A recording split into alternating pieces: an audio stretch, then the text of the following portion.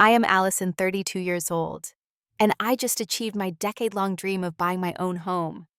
10 years of extra shifts, skipped vacations, and saying no to luxuries finally paid off when I got the keys to my craftsman-style dream house. I planned the perfect housewarming, sending invitations weeks in advance, preparing everyone's favorite foods. But as the hours passed, the chairs stayed empty. No family came. Let me know where you're watching from. Hit like and subscribe to hear how empty chairs taught me who truly deserved a place in my home and heart. I grew up in a cramped two-bedroom apartment in Minneapolis, sharing a room with my sister Natalie, while my brother Jake got the converted closet space our dad had turned into a tiny bedroom.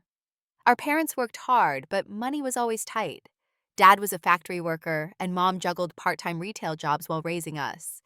Despite the financial struggles, I had big dreams. From childhood, I was obsessed with design. I would cut pictures from the few magazines Mom brought home from the doctor's office waiting room. Beautiful homes, cozy living spaces, perfect kitchens. I taped them to the wall beside my bed, creating what I now know was my first vision board. My parents thought it was cute, but impractical. Houses like that are for people born with silver spoons, my dad would say whenever I showed him a new picture. In high school, I discovered graphic design. The combination of creativity and technology clicked immediately. I spent hours in the computer lab learning design software, creating logos, posters, anything to practice.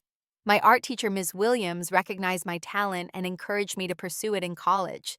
She even helped me apply for a small scholarship that covered a portion of my tuition. College was tough financially. I worked 3 part-time jobs while maintaining a full course load. Mornings at a coffee shop near campus, evenings waitressing, and weekends doing data entry for an insurance company. I barely slept, but the dream of eventually having my own beautiful space kept me going. Unlike my roommates who spent their extra money on clothes and concerts, I put away every spare dollar. After graduation, I landed an entry-level position at a marketing firm. The pay wasn't great, but it was steady and in my field. That same week, I opened a separate savings account labeled Dream Home and made my first deposit of $200. I promised myself I would own a home by age 32. It seemed like an impossible goal given my starting salary, but I was determined. My relationship with my family began changing during this time. Jake had dropped out of community college and was constantly between jobs. He started asking me for loans that I knew would never be repaid. When I refused explaining I was saving for my future, he accused me of being selfish. "Family is supposed to help family," he'd say, making me feel guilty. Natalie seemed supportive on the surface. "I'm so proud of you following your dreams," she would say, but there was always an undercurrent of something else. When I mentioned my savings milestones, she'd quickly change the subject or remind me about the rising housing market. "You know prices are going up faster than you can save, right?" It was subtle undermining that I didn't fully recognize at the time. My parents were caught in the middle. They were proud of my ambition, but also seemed uncomfortable with my determination. Mom would often say things like, "You work too hard, you need to enjoy your youth while you have it." Dad was more direct. "Don't count on owning anything nice in this economy. The system is rigged against people like us." Only my grandparents, especially Grandma Ruth, fully supported my dream. "You keep saving, sweetheart. I was told girls don't need education or property, but times have changed. You build your own security." She would slip me $20 bills on holidays, whispering, "For the house fund." I started a side business designing logos and websites for small local businesses. It began with just one client, a bakery owner who was unhappy with her branding. She loved my work and referred me to others. Soon, I was spending evenings and weekends on freelance projects, depositing the earnings directly into my house fund. As my savings grew, I moved from my first tiny studio apartment to slightly better places, but always below what I could technically afford. Each apartment was a stepping stone, never the destination. Friends would ask why I didn't get a nicer place or better furniture. "I'm not putting money into someone else's investment," I'd explain. But few understood. After 5 years at the marketing firm, I received a small promotion. The raise wasn't substantial, but it allowed me to increase my monthly house fund contribution. I updated my spreadsheet that night, calculating how much closer I was to my goal. The numbers were encouraging. I was halfway there. Throughout these years, I pictured hosting family gatherings in my future home. Sunday dinners in a dining room with an actual table, not the folding card table I was using. Christmas with room for a real tree, not the tabletop version that fit in my apartment. I imagined my nieces and nephews having space to play Jake and Natalie, bringing their partners' mom and dad, finally having a comfortable guest room when they visited. This vision sustained me through many nights of working until midnight on freelance projects. Little did I know that the family I was working so hard to welcome would be the ones to leave me sitting alone in my dream home on what should have been one of the happiest days of my life.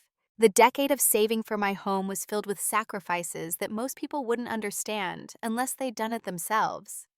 Every spending decision was filtered through one question: is this worth delaying my house? Usually the answer was no.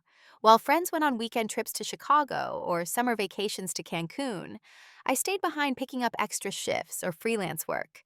I became known for always being available to cover for coworkers during holidays. Double pay on Christmas Day meant more for my house fund. I missed countless birthday celebrations, bachelorette parties, and weekend getaways. Each invitation declined was another brick in my future home. My side business grew steadily. What started as occasional logo design projects expanded into a solid client base of small businesses needing branding and websites. I would come home from my day job, eat a quick dinner, and work until midnight on these projects. Weekends were spent meeting with clients or completing their work. I created a professional portfolio website and started getting referrals from strangers. Every extra dollar went straight into the house fund. The physical toll was significant. I developed tension headaches from hunching over my computer. My doctor warned me about burnout after I came in with stress-related stomach issues. "Your health is wealth too," she cautioned. I nodded politely while thinking about how many more design projects I needed to complete that month to meet my savings goal. Thomas came into my life 6 years into my saving journey. We met through a mutual friend and connected immediately. He was kind, funny, and understood my creative side. For the first time, I considered adjusting my plan for someone else. But as our relationship progressed, tensions arose around my priorities. "You canceled our weekend plans for another freelance project" became a recurring argument. After 8 months, he gave me an ultimatum: choose a balanced life with me, or this obsession with saving. I chose my dream. The breakup hurt, but I buried the pain in more work.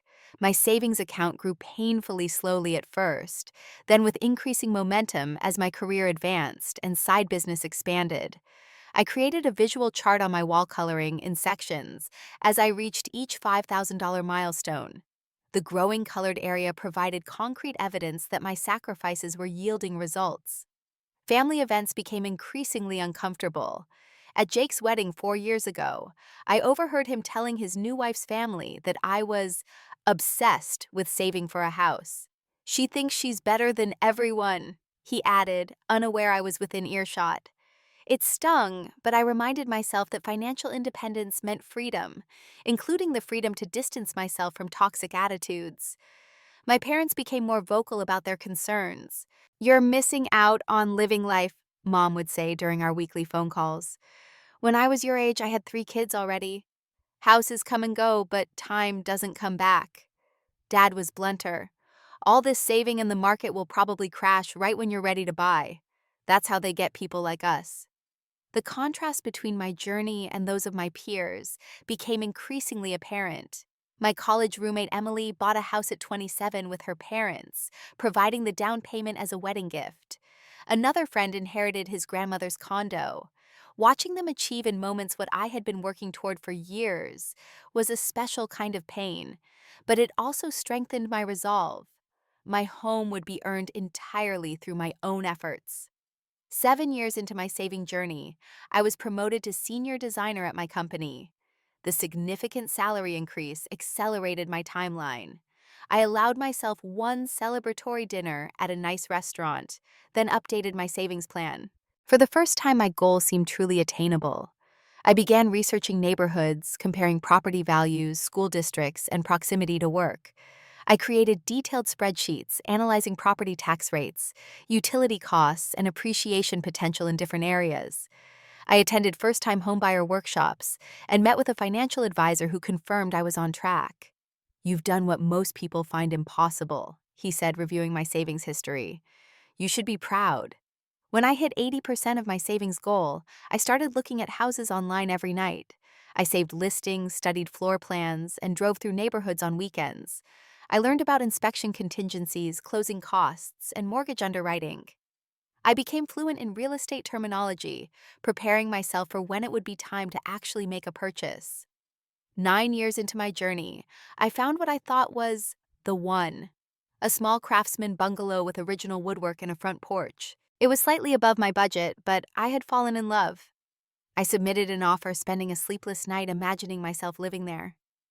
The next day, my realtor called to tell me another buyer had outbid me by $15,000. I cried for the first time in years. The emotional toll of wanting something so badly for so long is hard to describe. There were moments of doubt when I questioned every decision. Was I wasting my youth? Would I look back with regret on all the experiences I'd sacrificed? Was I foolish to think someone from my background could achieve this dream without family support? But each time these thoughts surfaced, I would open my savings account app and see the concrete evidence of my discipline. The growing number represented countless extra hours worked, simple meals eaten, and invitations declined. It represented a promise I had made to myself and kept. Whatever happened, I had already proven to myself what I was capable of. What I couldn't have known then was that the true test wouldn't be in acquiring the house, but in what happened after I finally achieved my dream. After the heartbreak of losing the Craftsman bungalow, I took a month-long break from house hunting. The disappointment had been crushing, and I needed to regroup emotionally. During this time, a colleague recommended her realtor Sandra Peterson, describing her as someone who actually listens. Reluctantly, I scheduled a meeting. Sandra was different from the previous realtors I'd worked with. She didn't rush to show me listings or pressure me about getting pre-approved. Instead, she spent our first meeting asking detailed questions about what I truly wanted in a home. Forget about price for a moment, she said. Describe your perfect day in your dream house from morning to night. I described waking up in a bedroom with natural light, having coffee on a porch, or in a breakfast nook working from a dedicated home office space, and ending the day cooking in a functional kitchen before relaxing in a cozy living room. I mentioned wanting character, not a cookie-cutter new build, and enough space to host family gatherings. Now let's talk about non-negotiables versus wish list items, she said, helping me prioritize features. Location near my workplace, at least 2 bedrooms, good natural light, and some outdoor space were non-negotiable. A specific architectural style garage and finished basement were on the wish list. This clarity helped narrow our search significantly. The house hunting process was more methodical, with Sandra guiding me. We viewed properties only on Saturday mornings, focusing on 2 to 3 carefully selected options each time, rather than rushing through many houses. She kept detailed notes on my reactions to each property and adjusted our search accordingly. Over the next 6 months, I viewed 47 different properties.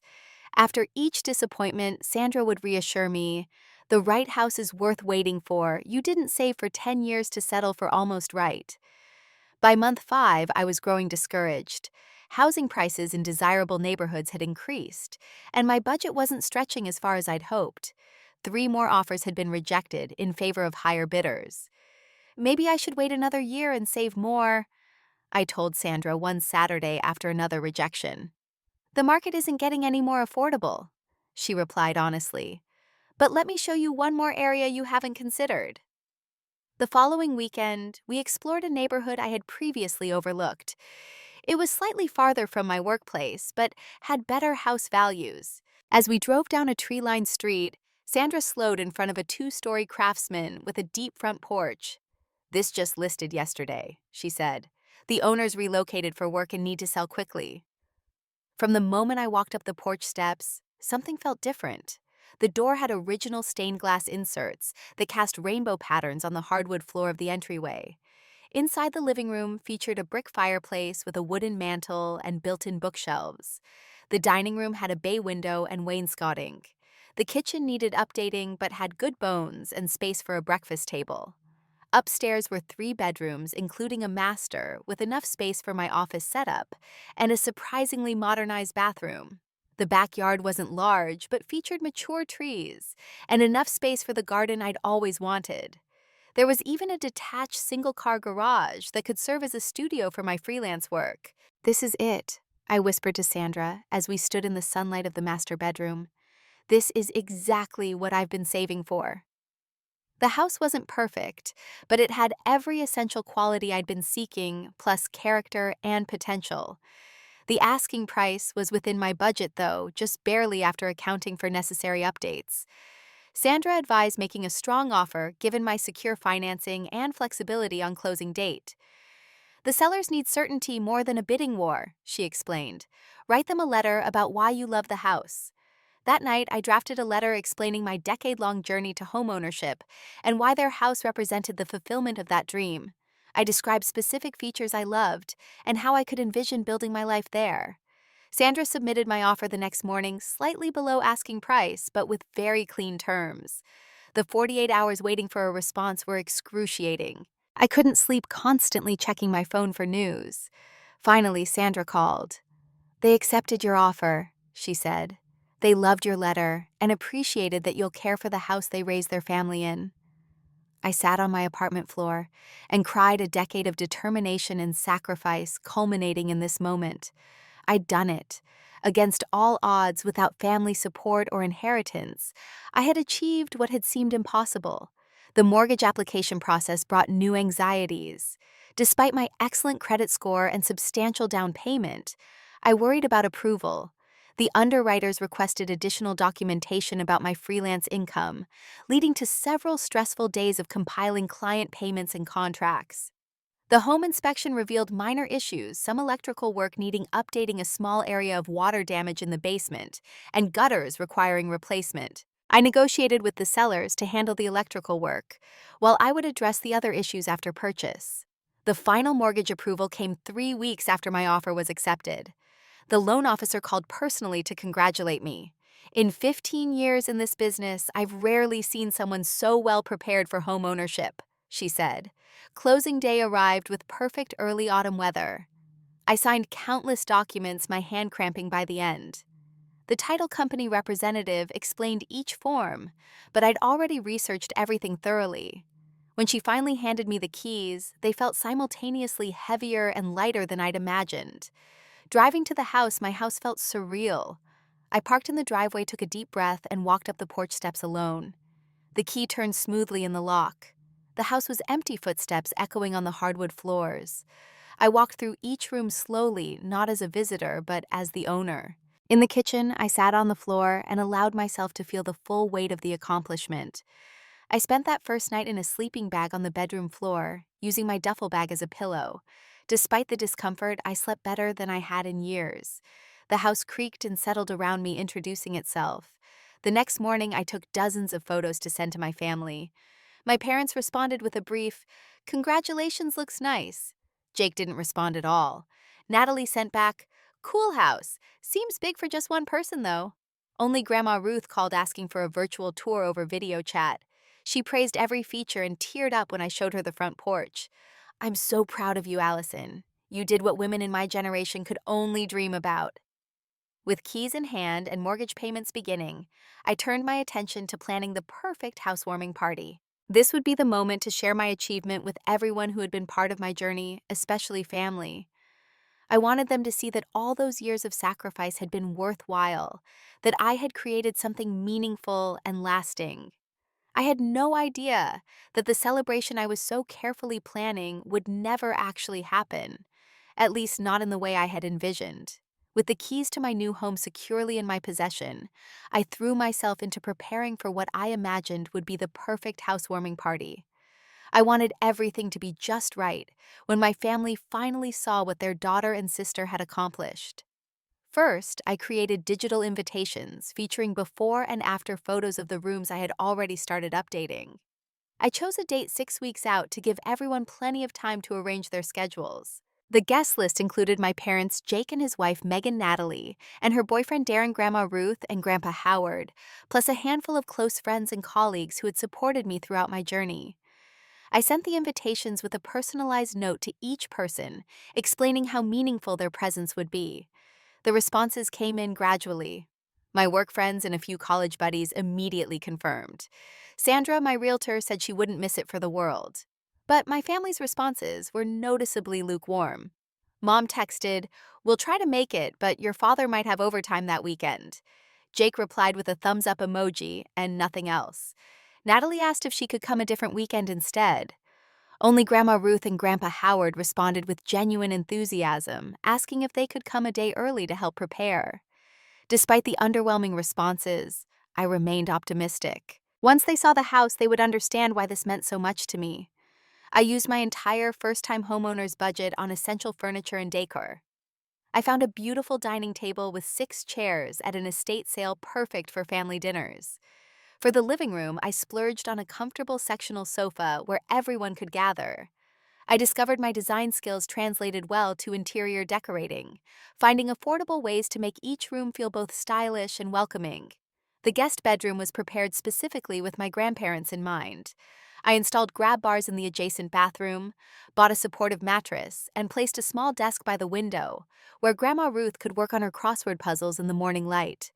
I took a week off work to paint and decorate before the party. The living room and dining room were painted a warm cream color that highlighted the original woodwork. The kitchen got a fresh coat of pale yellow paint brightening the space, while I saved for a more substantial renovation later. Each night I would fall into bed exhausted but satisfied, waking early the next morning, eager to continue. YouTube became my instructor for basic home maintenance and improvement. I learned to replace light fixtures, install shelving, and make minor plumbing repairs. Each new skill mastered felt like another step toward true homeownership. The menu planning was a labor of love. I included everyone's favorites: Dad's preferred barbecue ribs, Mom's favorite pasta salad, Jake's love of spicy buffalo wings, Natalie's preference for vegetarian options, and Grandma Ruth's famous apple pie recipe that she had taught me years ago. I wanted the food to communicate what words often couldn't. In our family, I see you, I know you. I care about what matters to you. Throughout the house, I included subtle nods to family memories. In the living room, I framed old photos of family vacations and holidays. I displayed the ceramic mug Jake had made me in middle school art class. Natalie's high school graduation picture sat on a shelf alongside Mom and Dad's wedding photo. I wanted them to feel their presence had always been part of my dream. Jake had initially promised to help set up the backyard for the party. "I'll bring my power washer for the patio and help string up those lights you mentioned," he said during a rare phone conversation. But as the date approached, he repeatedly postponed.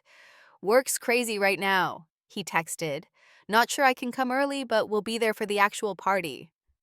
Natalie questioned my choice of neighborhood during our weekly call. "Isn't that area getting kind of expensive? Seems like you're trying to move up in the world," she said with a laugh that didn't quite sound genuine. When I explained the careful research that had gone into the decision, she changed the subject. My parents maintained their non-committal stance. "We're planning on it," Mom would say when I asked for confirmation. "But you know how things come up?" Dad rarely came to the phone anymore when I called. Only my grandparents' enthusiasm never wavered. Grandma Ruth called weekly for updates on the house preparations. "We've booked the hotel room nearby," she assured me. "Nothing would keep us away from celebrating your achievement." 3 days before the party, I went shopping for food and drinks.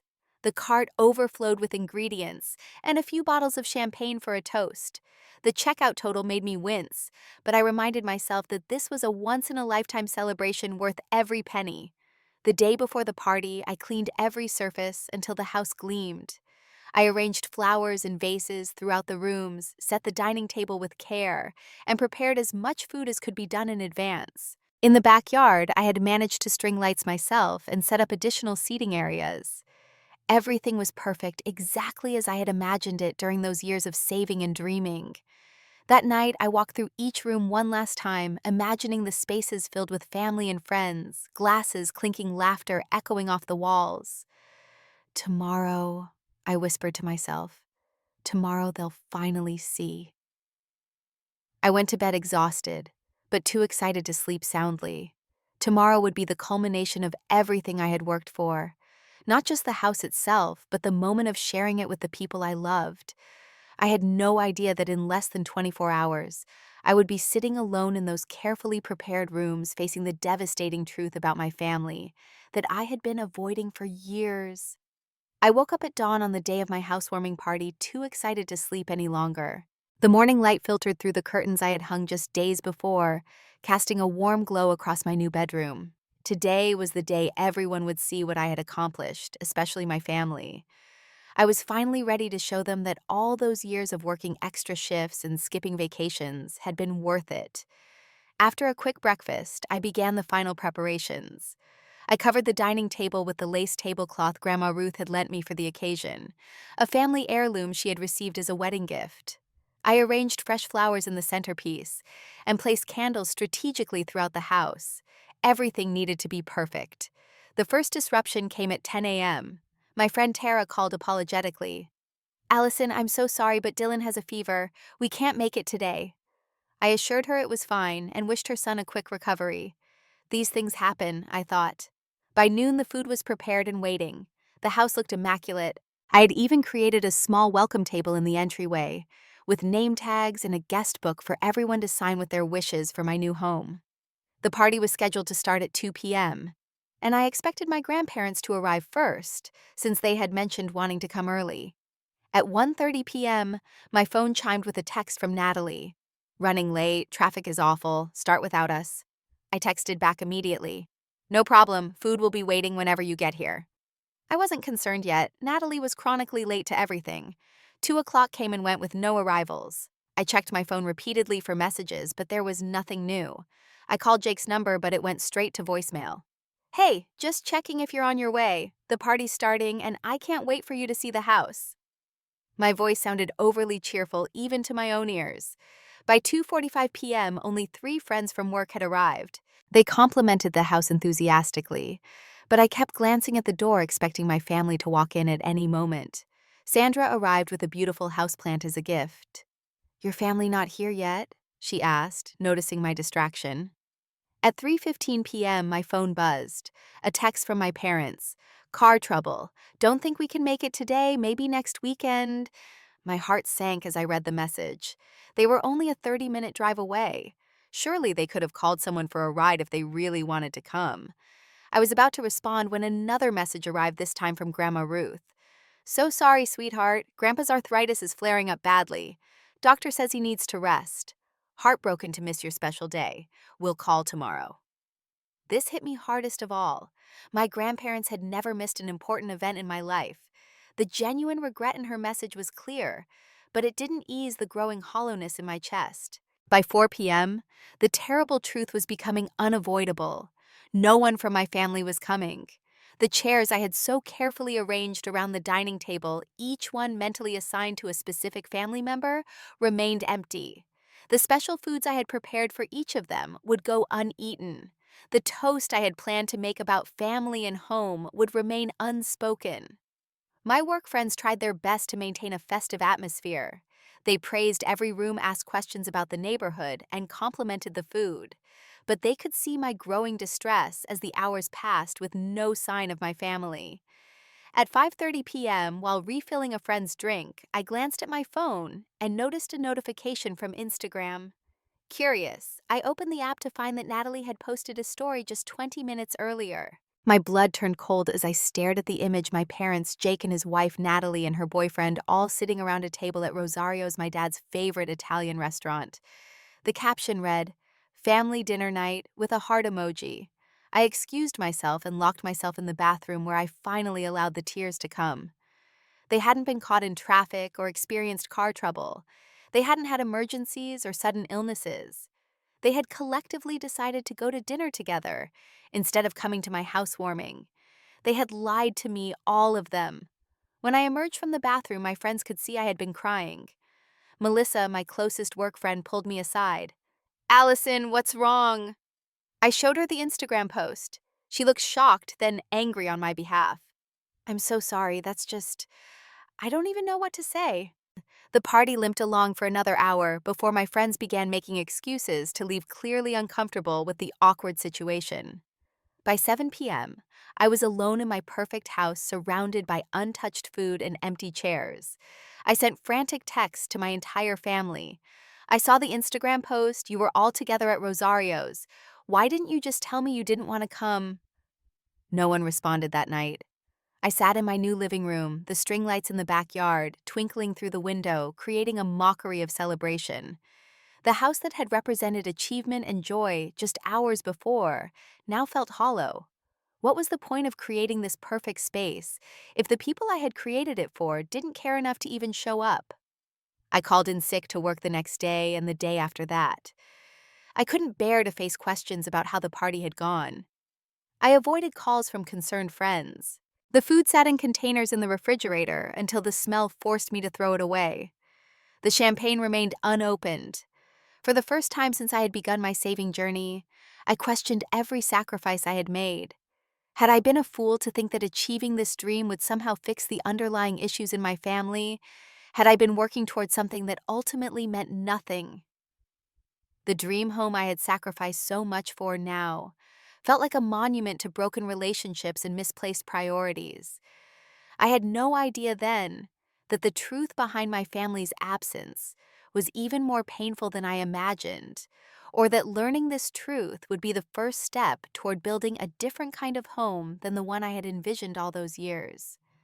5 days after the housewarming disaster, I was still alternating between numbness and waves of anger when the doorbell rang. I hadn't been answering the door or phone, but something compelled me to look through the peephole. There stood Grandma Ruth alone and looking small on my front porch. I hesitated before opening the door.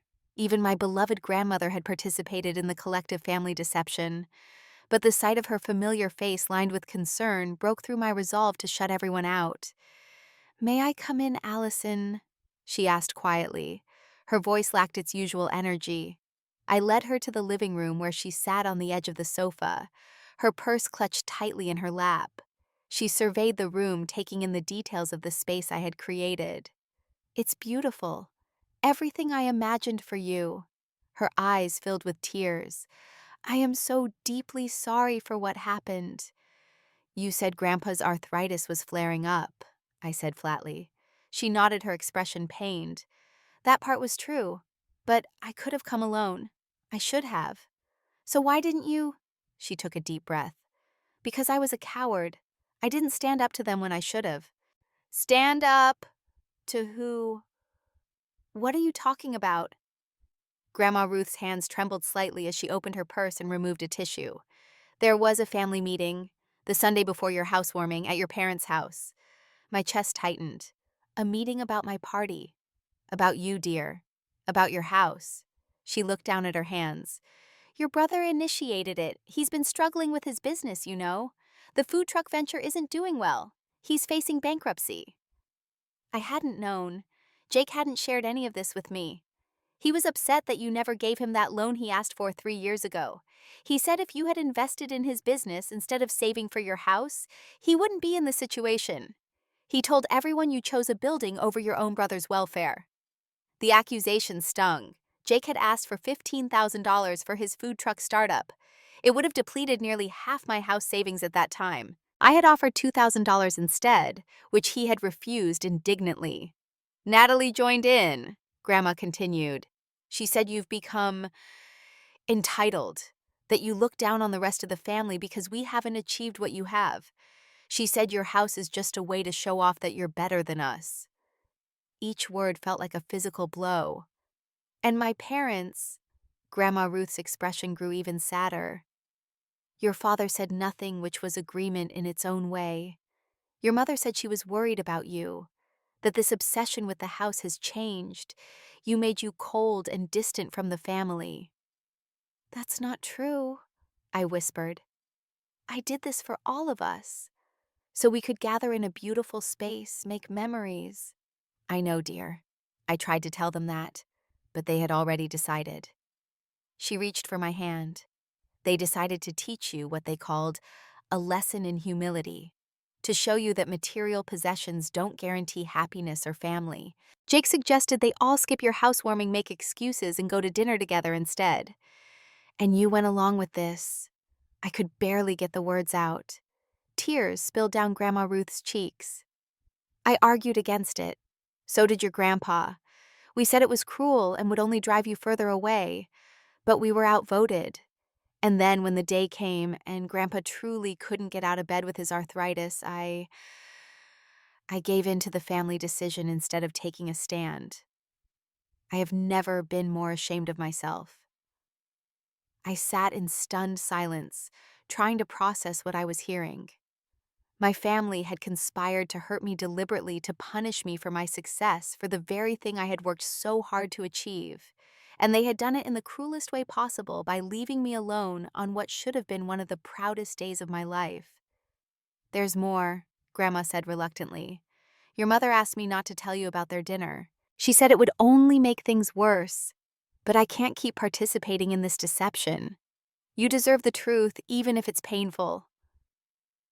After Grandma Ruth left, I sat motionless on the sofa for a long time. The betrayal was so much deeper than I had imagined. It wasn't thoughtlessness or indifference that had kept my family away. It was a deliberate, coordinated act of cruelty. That evening, my mother called. Seeing her name on my phone screen filled me with a confusing mix of longing and revulsion. I almost didn't answer, but I needed to hear her side of the story. "Grandma Ruth came to see you, didn't she?" Mom's voice sounded defensive before I had spoken a single word. "She told me about the family meeting," I replied, struggling to keep my voice steady. "She shouldn't have done that. We were going to talk to you ourselves once you'd calmed down." "Calm down. You deliberately boycotted my housewarming party. You lied to me. You all went to dinner together and posted it on social media where I could see it. How exactly was I supposed to react?" "You need perspective, Allison. This house has become an unhealthy obsession. You've pushed away your family for bricks and mortar. We thought you needed to see that all the material success in the world doesn't matter if you lose connection to the people who truly care about you." Her self-righteousness ignited my anger.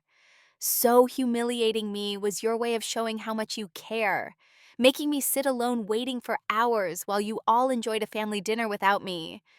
Sometimes a hard lesson is the only one that gets through." I ended the call shortly after, too overwhelmed to continue. The next day I called Jake. Unlike our mother, he made no attempt to justify their actions. Instead, he launched into a bitter tirade about my selfishness.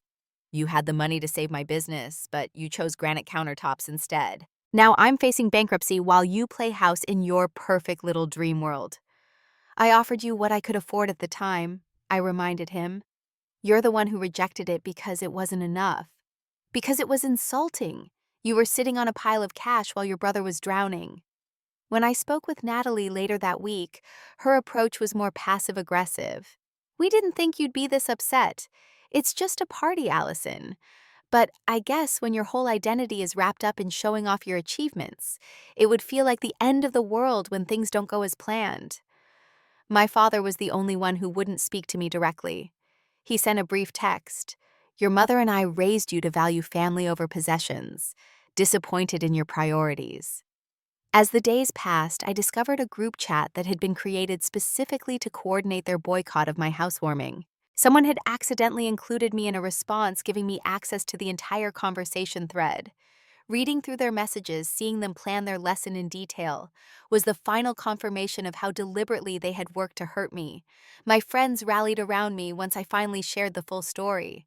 They were outraged on my behalf, offering support and perspective.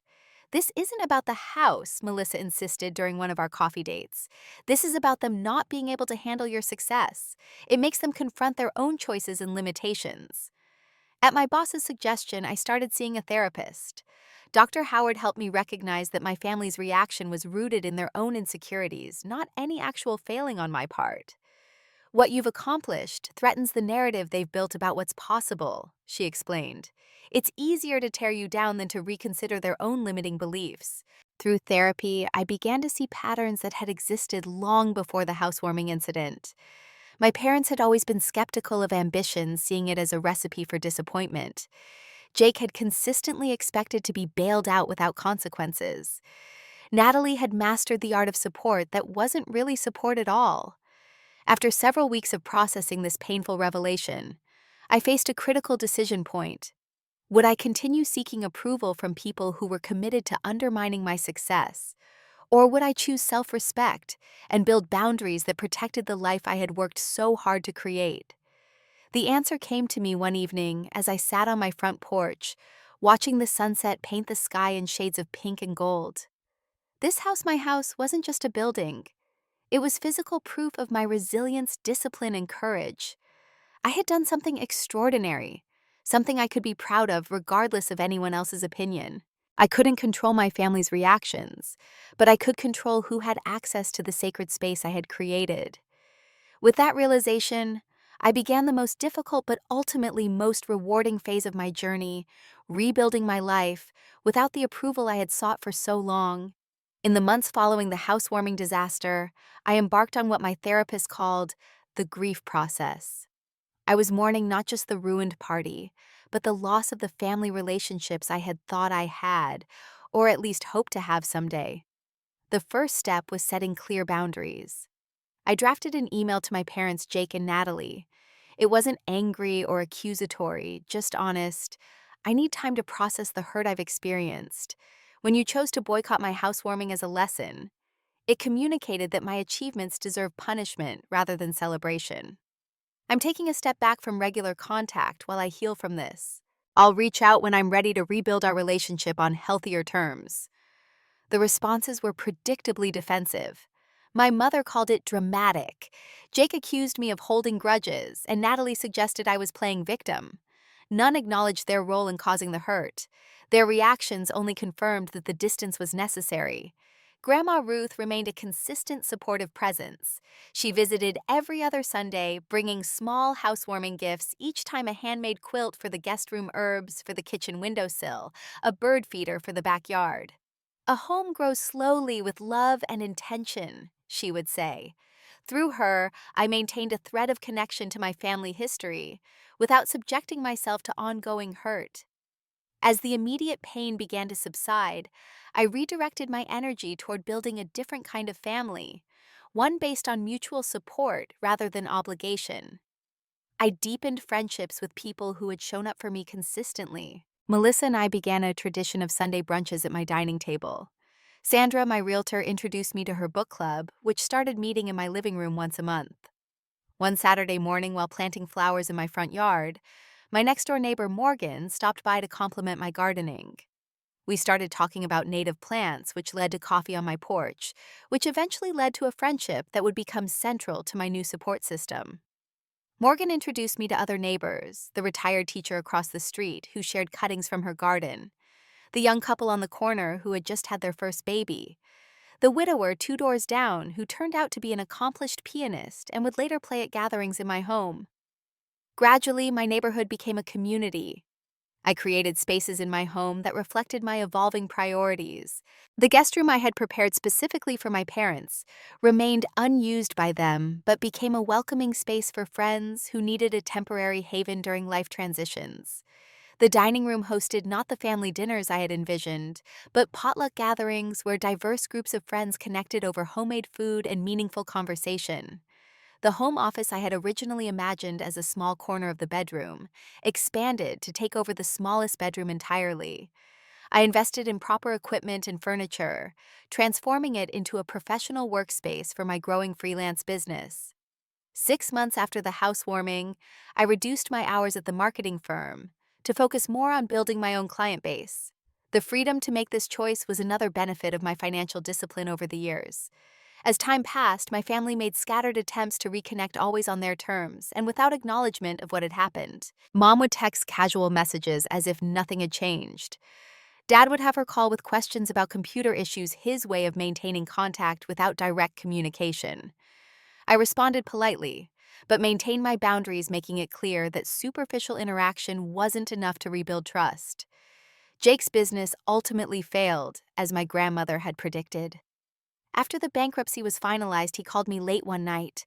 There was no explicit apology, but his tone had changed. "I've been thinking about what happened with your party. I was in a bad place. Taking it out on you it wasn't right." It wasn't the complete acknowledgement I deserved, but it was a start. We began talking occasionally, carefully navigating a new, more distant but honest relationship. Natalie remained the most resistant to change. Her passive-aggressive comments continued whenever we interacted, always with an undertone of competition and resentment. I learned to limit these interactions and to not share significant news or achievements with her, protecting myself from her subtle undermining.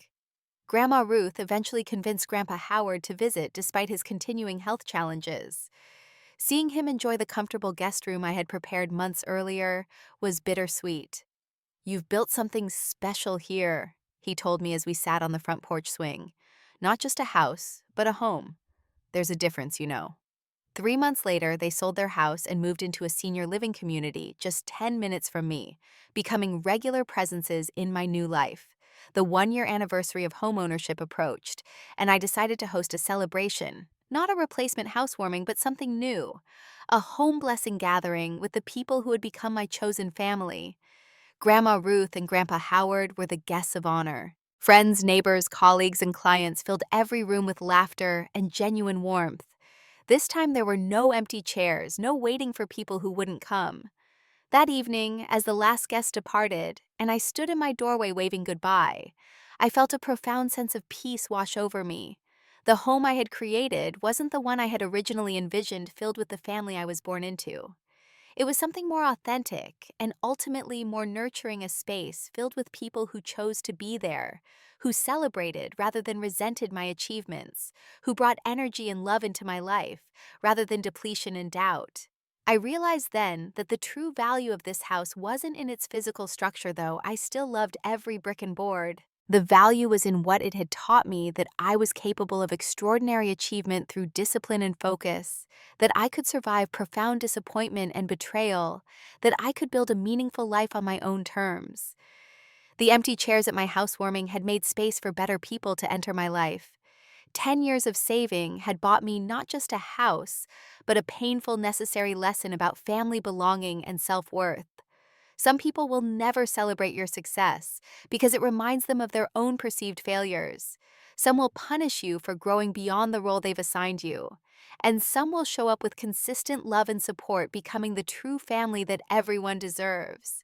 Have you ever experienced family members undermining your achievements or deliberately hurting you when you succeeded? How did you handle it? I'd love to hear your stories in the comments. If my journey resonated with you, please like and subscribe to hear more stories about finding strength through difficult family dynamics. And remember, sometimes the family we create is more nurturing than the one we're born into. Thank you for being part of my journey, and I wish you the courage to build a life filled with people who truly celebrate your success.